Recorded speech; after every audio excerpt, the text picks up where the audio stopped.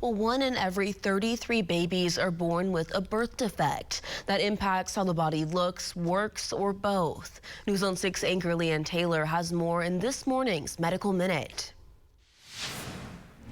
New parents faced with making a tough decision for their little one could end up changing their lives. New advancements in minimally invasive surgery are giving some of these babies hope of a completely normal life, correcting a birth defect before they celebrate their first birthday.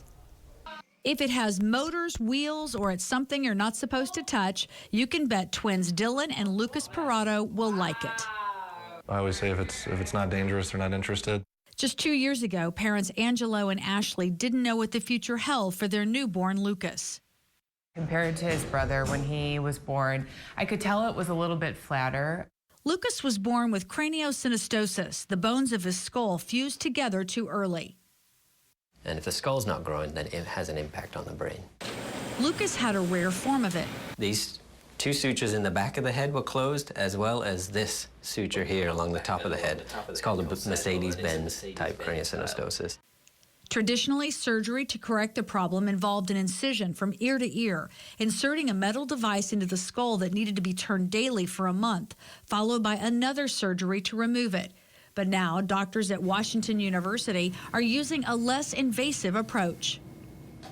The idea is just relieve that pressure and just let the brain fix itself.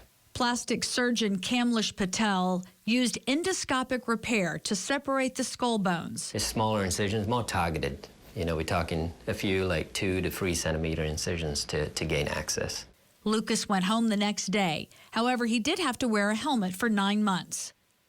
The brain does double in the first 6 months of life and still continues to grow pretty fast after that. The idea of the helmet is now it's guided, okay, I want you to grow out in this direction that you were restricted before.